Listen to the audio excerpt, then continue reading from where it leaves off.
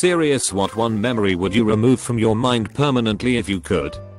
I was 12 or so, had to take a dump while at a birthday party. I went into the bathroom, sat down, started pushing, and the birthday girl's little brother opened the door and runs away.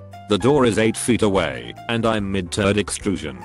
The 20 kids in the room are now hysterical, laughing and pointing.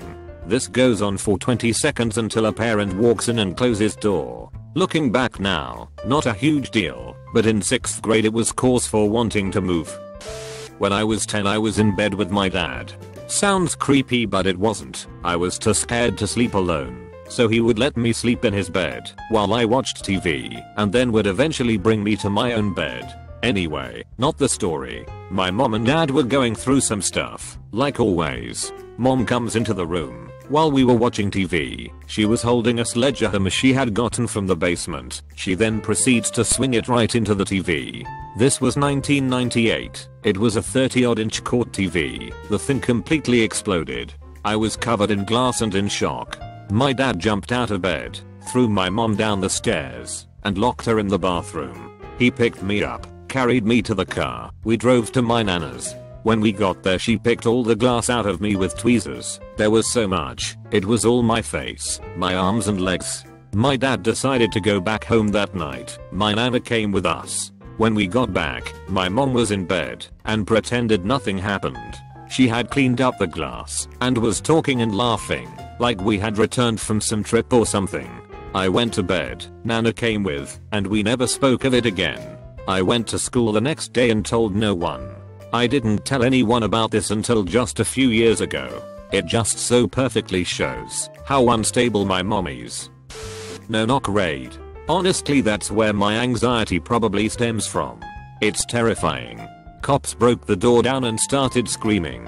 Whenever I tell the story I make it funny, but nothing is scarier than a cop holding a rifle with a flashlight on it pointed at your face. I did get sent to prison for a day, but the raid was the scariest thing I've ever experienced.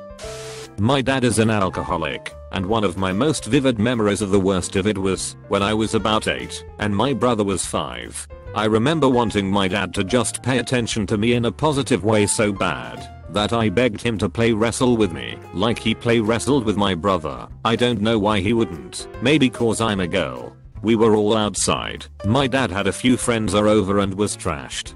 He was play wrestling with my brother on the lawn, talking to his friends, and in general just enjoying himself. I ran over and said, "I wanna play too, daddy. Come on. I won't cry, I promise." I remember distinctly pleading to my dad and assuring him I wouldn't cry. He kept saying no until I said please again for like the 10th time, drops his drink, and suddenly shoves me so hard that I immediately fall backward and smack my head on a sharp rock sticking out of the ground and bite partially through my tongue. Clearly, being 8 and in a lot of pain, I start to cry through the blood in my mouth.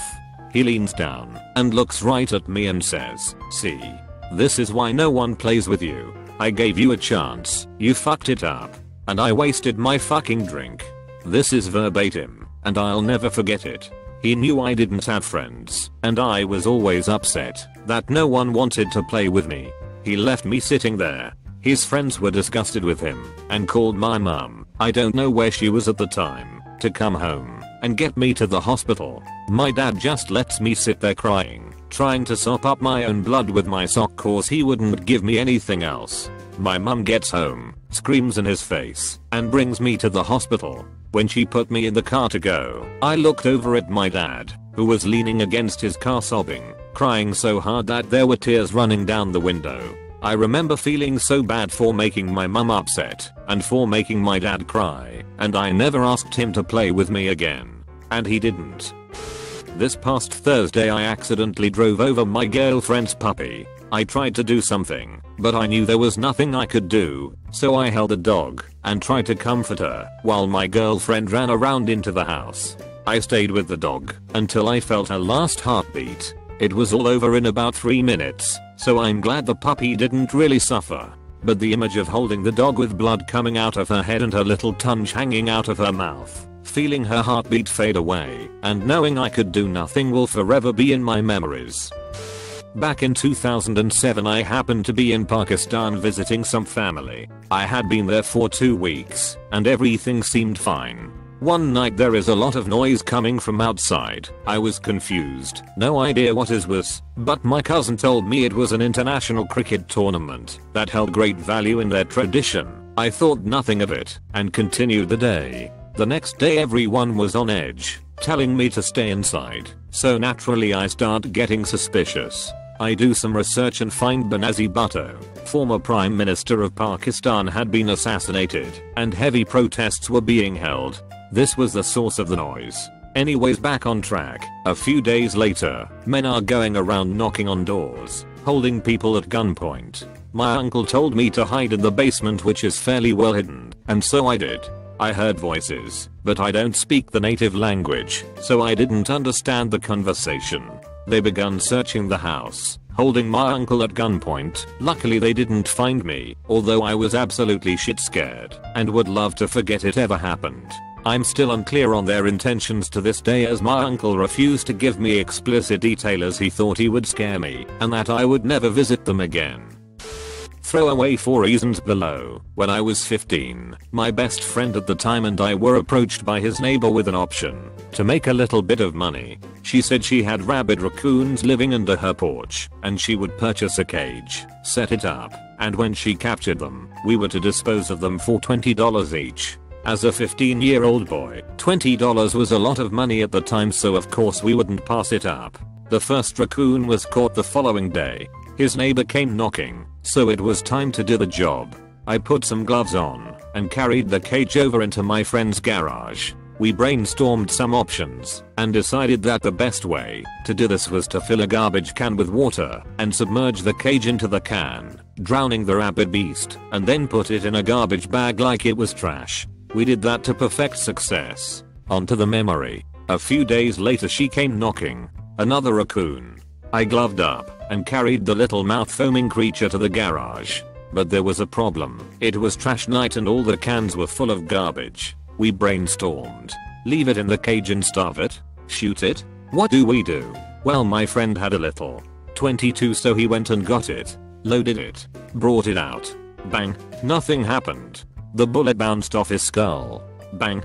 Again. Now the sad part. Shooting this thing wasn't working, so I looked around the garage for something, because damn if I wasn't getting my $20. I see a gas can, so I run to it to see if it's full. There was about 3 gallons of gas in it, so I grab it and run toward the cage and literally use every drop of gas and douse this fucking thing like it was already on fire and needed water. I told my friend to stand back and I lit the trail of gas I made to the raccoon so it wouldn't be as dangerous. That cage lit up so fast, and after the initial burst of flames, the raccoon was the only thing on fire. The sound coming from poor animal was a sound that haunts me to this day, 25 years later. Most recently, I was walking my dogs and witnessed a little Yorkie bust out of his house into the street and get nailed by an SUV. Nobody was really at fault, aside from the owner possibly being more vigilant with her dog. I tied my dogs to a nearby tree to go and help. The poor little guy was gone. Thankfully it was instant, and he felt no pain. The image of his little organs hanging out one side of his body was horrific for me, and is still stuck in my head. I removed his tags to call the owner. When I went to put the tags back on his collar, seeing his little tongue hanging out of his mouth was heartbreaking. 10/10 would like to erase this from my memory. I'd like to forget a woman who visited San Francisco for 2 weeks. I was asked to show her around. We fell in love, but she was going to Mexico for a year to improve her Spanish. Well, the long distance part didn't work out. I finally got to see her for another 2 weeks about 2 years later. She told me she didn't want me because I didn't do anything during those 2 weeks. Anyway, I've thought about her every single day since then, which is about 35 years. So I've probably spent much more time thinking about her than I spent with her. So if I could forget her, I would. When I was like 8 or something, I came home from school and couldn't find my new puppy. My brother and I were looking everywhere, and then we decided to roll up the pool cover. We were kind of laughing while doing it. We got about halfway through and saw the puppy floating at the top. I can still remember the way the puppy looked after being in the pool for a few hours. And I remember seeing my mom and my brother cry. It was a normal evening, about 9 p.m. My children were upstairs getting themselves ready for bed, and I was pottering around the kitchen clearing up while listening to the radio. There was a knock on the door, which was unusual for that time of night. 2 police officers were there, asking if I knew someone by the name of my ex. My heart was thumping as I said yes, and they asked to come in as they had some bad news. She was dead. She'd been found in her flat by a friend. She'd long had a serious alcohol problem, and her drinking was the reason we'd split up years ago. Part of me had always worried that she was eventually going to drink herself to death, but I never really expected it to happen that soon. The police asked me if I was going to be okay and recommended that I ask someone. I shook their hands. I don't know why, but it seemed important at the time. They then left to hopefully go and do a less horrible part of their jobs. And then I had to call up to my children to come downstairs so I could tell them that their mother had died. That's the memory I want to lose. Being woken up at 4 a.m. on a school day to break up my mom and my former stepfather's physical altercations, meaning they were fighting, you pervs, and screaming matches. One that sticks out in particular is when they were screaming and pushing each other because she found porn of women dressed like schoolgirls on his phone with one that looked like me, allegedly. Both of them are crazy, and I'm pretty happy to have them both out of my life, but I cannot get rid of those memories. Edit. Some context. I was 15 or 16 at this time, so not a little kid. Still too young to have to be the adult and blow the whistle for people twice my age, but old enough to know how fucked up shit was, and to not trust my stepfather or my mother at all after the fight ended, and he ended up staying for another couple of months. If she was scared for me, she wouldn't have kept him around. But she has a track record of putting her children in dangerous situations. It resulted in her losing custody of me and me being placed in foster care with my grandparents after several more incidents. I had a horse for 7 years. She was my pride and joy, and taught me more about myself than any person ever could. Unfortunately, she got a rare neurological disease that is almost impossible to fix. After staying up for practically 4 days straight taking care of her, I had to put her down. The memory of them getting her body was one I will never forget. They put chains around her back legs, and then a machine slowly pulled her massive body through the stall and up the ramp to lay on top of a dead foal that couldn't have been more than 3 months old. She was a mother long ago, and I hope that, if there is a heaven, that she will watch over that little one. When I was in the 8th grade, I went on an end of the year band trip to a mall after our final competition event. At this mall, there was a booth where you could make your own hat. The girl that I was crushing on was also in band, so she was at the mall walking around. I got the idea to get her a hat with her name embroidered on in chopstick format. She was Asian. WTF 13-year-old me. All the popular / asshole guys of the class saw me doing it and just pointed and laughed at me while I got this hat made. When we got back to the school, I gave her the hat. She tells me that it doesn't fit, drops it on the floor, then hurriedly runs out of the band hall. The hat was a one size fits all. I ended up giving the hat to my friend, and now I hate everyone. Not just one, but certainly related. I had a girlfriend when I was younger, 16 to 18. She accused me of raping her in some casual conversations. This, after many tears on my own behalf, was confirmed to be her way of getting more attention. This has caused me countless issues in the rest of my life. I'm certain she doesn't even remember the conversation, but please take this as a reminder that casual references that may mean nothing to you can make a huge impact to others.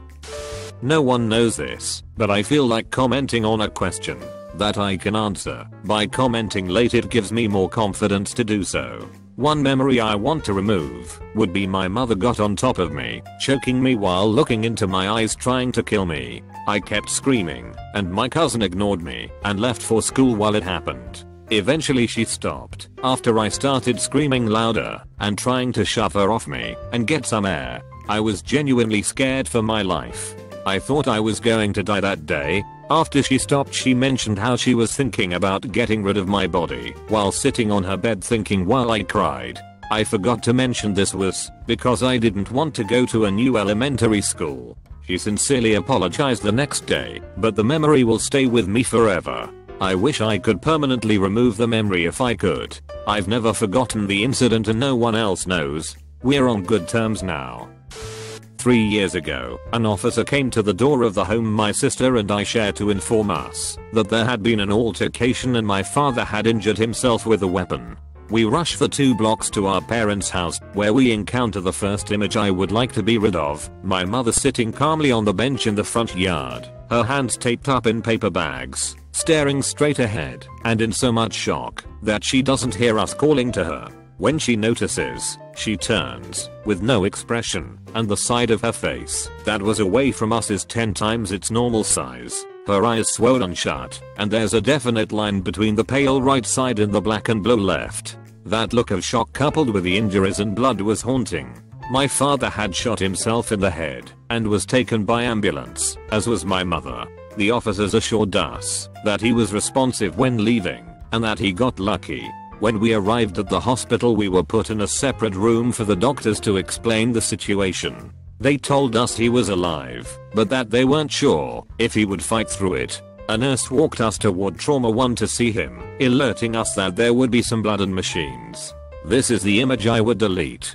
My father hooked up to countless machines, his shirt ripped open, necklace broken, chest heaving in desperation. The chunk missing from the top of his head, the blood and brain matter caked in his hair, the wound under his chin bleeding through and swelling against the medical tape, pulling it taut, the blue swelling of his eyes, and the apparent fact that the left one was askew, knocked aside by a bullet. The jerking of his hands and feet as nerves, fired relentlessly to survive in spite of him. The tubing, blood, and cloth on the floor. The sight of the nurse crying as she watched my sister and I cling to each other in the moment that we knew nothing would ever be the same. I wish I could forget that. Ghosts are real, and sometimes we call them memories.